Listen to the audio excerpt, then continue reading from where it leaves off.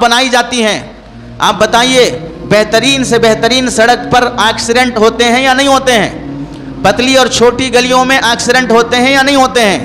لیکن آپ سمجھیں، سڑک اچھی ہے، گاڑی اچھی ہے، ڈرائیور اچھا ہے تو ایکسیڈنٹ نہیں ہوگا۔ سڑک اچھی ہے، گاڑی اچھی ہے، لیکن چلانے والا ڈرائیور اچھا نہیں ہے، چاہے گاڑی شو روم سے مرسیڈیز نکالی گئی ہو، چاہے سڑک اتنی صاف ہو کہ وہاں پر تیل اور دودھ ڈال کر اٹھایا جا سکتا ہو، لیکن چلانے والا ڈرائیور ہولا ہے تو پھر اس سڑک پر کبھی امن سے نہیں جایا جا سکتا، کبھی بھی جان خطرے میں ہو سکتی ہے۔ تو بالکل یہی مثال ہے کہ ہماری زندگی کی گاڑیاں اس واسطے نہیں چل رہی ہیں کہ ہماری زندگی کا ہر ڈرائیور اپنی جگہ پر ہولا اور بد دماغ بنا ہوا ہے، ہر شخص اپنی جگہ پر اپنی زندگی کی گاڑی چلانے میں سنجیدہ نہیں ہے، اللہ کا نافرمان اور باغی بنا ہوا ہے، اور پھر ایکسیڈنٹ ہونے کے بعد شکایت سڑک سے کی جا رہی ہے، شکایت گاڑی سے کی جا رہی ہے، شکایت سامنے والے سے کی جا رہی ہے، اور خود کی ڈرائیونگ کا جو بگاڑ ہے اس پر توجہ نہیں دے رہا ہے۔ اور یہ بات بھی سوچیں، افراد کی تربیت کے بغیر، فرد کی تربیت کے بغیر اگر کوئی آدمی یہ سوچتا ہے کہ پوری قوم بدل جائے گی، میں اکیلا اپنی جگہ پر نہیں بدلا تو کیا ہوا، باقی سارے لوگ بدل جائیں، یہی سوچ دوسرے بھی سوچتے ہیں، یہی سوچ دوسرے بھی سوچتے ہیں۔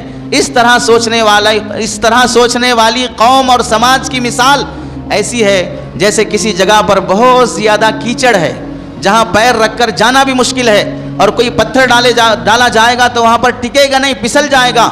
ایسے دلدل اور کیچڑ میں کوئی بے وقوف میستری دیوار کھڑی کرنا چاہ رہا ہے مضبوط، تو اس سے کہا جائے گا کہ پاگل، پہلے یہ دلدل ہٹا، پھر بنیاد کھود، اس کے بعد دیوار کھڑی ہوگی۔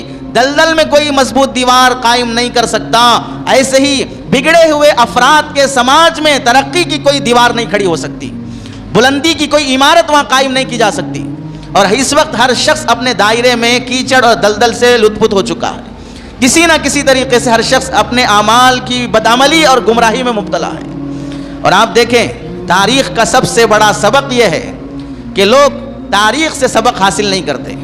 تاریخ کا سب سے بڑا سبق یہ ہے کہ لوگ تاریخ سے سبق حاصل نہیں کرتے، یہ سوچتے ہیں کہ تاریخی واقعات دوسروں کے لیے تھے، وہ واقعات میرے لیے نہیں تھے، اسی وجہ سے تاریخ ہر واقعے سے بھری پڑی ہونے کے باوجود بھی بعد میں آنے والا فرد وہی غلطی کرتا ہے جو تاریخ میں پہلے لوگ کر چکے ہوتے ہیں، جبکہ تاریخ کے وہ واقعات اسے رہبری کرتے ہیں کہ ہم سے یہ غلطی ہو چکی، تم یہ غلطی نہ کرو۔ لیکن آنے والا اپنے کو عقل مند سمجھتے ہوئے یہ کہتا ہے ان لوگوں سے وہ غلطی ہوئی تھی کیونکہ انہوں نے ایسا کیا تھا، ہم سے یہ غلطی نہیں ہوگی، لیکن کرے گا وہی غلطی۔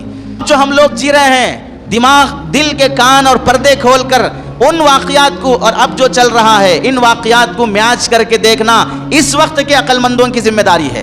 اللہ اگر کسی قوم کو ذلیل کرتے ہیں، ترقی دیتے ہیں تو کیوں ہوتا ہے اس طرح؟ اس کی ایک مثال سے دیکھیں۔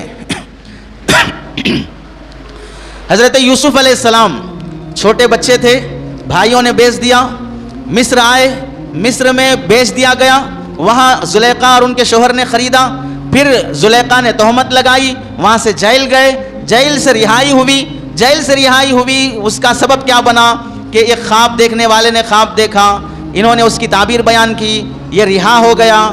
پھر بادشاہ نے خواب دیکھا، اس کی تعبیر بھی حضرت یوسف علیہ السلام نے بیان کی۔ اب جب تعبیر بیان کرنے کے بعد بادشاہ بلایا، حضرت یوسف علیہ السلام کا اصل گاؤں مصر نہیں ہے، اصل گاؤں کنعان ہے جو ملک شام میں ہے۔ مصر، اسپین الگ جگہ ہے، ایجپٹ الگ ملک ہے، تو حضرت یوسف علیہ السلام اصل میں اسپین کے ہیں، ایجپٹ آئے، وہاں آنے کے بعد ایجپٹ کی کیا پرابلم ہے، ایجپٹ کے کیا مسائل ہیں، اس کو حضرت یوسف علیہ السلام نے حل کیا، اور دو کیپیسٹی اور دو خوبیاں حضرت یوسف علیہ السلام نے اپنے اندر بیان کی۔ پہلی خوبی کیا ہے؟ اجعلنی علی خزائن الارض انی حفیظ علیم، مجھے وزیر خزانہ بنا دو۔ میرے اندر دو خوبیاں ہیں، میرے اندر امانت کی، عہدے کی، حفاظت کی ذمہ داری ہے، جو کام مجھے سونپو گے پوری امانت داری کے ساتھ میں کر کے دکھاؤں گا۔ حفیظ، دوسری خوبی میرے اندر علیم، میرے اندر نالج ہے، قوم کا فیوچر کیا ہوگا، ملک کا مستقبل کیا ہوگا وہ مجھے معلوم ہے۔ یہ دو خوبیاں میرے اندر ہیں۔ جب حضرت یوسف علیہ السلام جو جیل کے قیدی تھے، مصر کے رہنے والے نہیں تھے، شاہی خاندان سے نہیں تھے، وہ ان کا اپنا ذاتی گاؤں اور ملک نہیں تھا، لیکن اپنی دو خوبیاں جو ملک کی ضرورت تھی وہ جب ملک کی بادشاہت کے سامنے پیش کیا وہاں حکمرانی مصر میں قبطیوں کی، مصریوں کی، مشرکوں کی تھی، اس کے باوجود بھی تاریخ میں لکھا ہے 400 سال تک حضرت یوسف علیہ السلام کے خاندان میں حکومت چلتی رہی۔ کہاں سے آیا ہوا شخص؟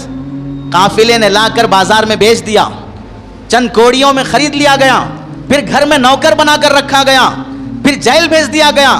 اب وہ شخص اس پوزیشن پہ آ گیا کہ وہ ملک کی حکمرانی سنبھال رہا ہے۔ حضرت یوسف علیہ السلام کی 110 سال کی عمر تھی، 110 سال کی عمر، اگر 40 سال کے بعد بھی وہ بادشاہ بنے ہیں تو پورے 70 سال حضرت یوسف علیہ السلام نے مصر پر حکومت کی، اور اس کے بعد ان کی نسل در نسل پورے 400 سال تک مصر میں حکومت کرتے رہے۔ حضرت یوسف علیہ السلام جب وزیر خزانہ بنے تو اپنے خاندان جو کنعان میں تھے ان کو بھی بلا لیا، باپ کو، بھائیوں کو، سب کو بلا لیا، اور جو قافلہ مصر آیا ان کی تعداد تھی 68 افراد تھے جو حضرت یوسف علیہ السلام کے خاندان میں تھے۔ 400 سال گزرنے کے بعد حضرت یوسف علیہ السلام کا جو خاندان بنا، ان کی تعداد مفسرین نے لکھا ہے کہ صرف مردوں کی تعداد 6 لاکھ تھی، صرف مردوں کی تعداد 400 سال کے بعد 6 لاکھ ہو گئی۔ عورتوں کی کتنی ہوگی یا بچوں کی کتنی ہوگی، یا ٹوٹل 6 لاکھ بھی مان لیا جائے تو اس زمانے میں مصر کی صرف بنی اسرائیل کی تعداد 6 لاکھ تھی۔ یہاں سمجھو ایک تنہا یوسف تھے جن کی خوبیوں کی وجہ سے یہ اکیلے ہوتے ہوئے بھی انہوں نے مصر پر حکومت کی۔ ادھر 400 سال گزرتے گزرتے اپنی قوم کی تعداد بڑھ گئی، میجارٹی میں آ گئے، 6 لاکھ سے زائد ہو گئے، لیکن 400 سال کے بعد پورے بنی اسرائیل ذلیل ہو گئے، حکومت ہاتھ سے چلی گئی، اور قبطیوں نے اور وہاں کے مصریوں نے ان پر حملہ کر کے ان کو مغلوب کر دیا۔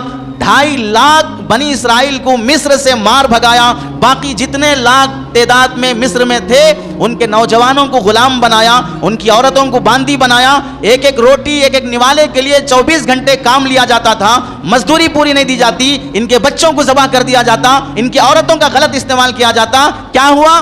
میجارٹی میں ہے 6 لاکھ سے زائد، لیکن اس کے باوجود بھی محکوم ہے، مغلوب ہے، غلامانہ زندگی ہے۔ کیوں؟ 400 سال پہلے تو تم ہی اس ملک کے حکمران تھے، کیا وجہ؟ کیوں یہ تبدیلی آئی؟ یہ بنی اسرائیل کا عبرتناک پس منظر ہے جسے ہمیں آج کے اس ملک میں رہتے ہوئے مسلمانوں کو سوچنا چاہیے کہ آپ سلطنت مغلیہ جو یہاں کے مسلمانوں کی آخری حکمرانی اور سلطنت تھی، اس کے بعد سے مسلمانوں کو آج تک کیوں زوال ہی زوال ہے؟ کیا وجہ ہے کہ تم میں سے ایک فرد محمد بن قاسم آ گیا، ایک فرد ٹیپو سلطان آ گیا، ایک فرد سراج الدولہ آ گیا، ایک فرد کوئی بھی شجاعت مند آ گیا، اس نے ملکوں کو فتح کر کے انصاف اور امن کا پرچم لہرایا، اور آج میجارٹی میں ہونے کے باوجود بھی تم ایک 10,000 کی سرکاری نوکری کے لیے بھی بھیک مانگتے ہو۔ یہ تبدیلی کیوں آ گئی؟ ایسا کیوں ہوا؟ اسی کو کہا جاتا ہے کہ تاریخ کا سب سے بڑا سبق یہ ہے کہ لوگ تاریخ سے سبق نہیں لیتے۔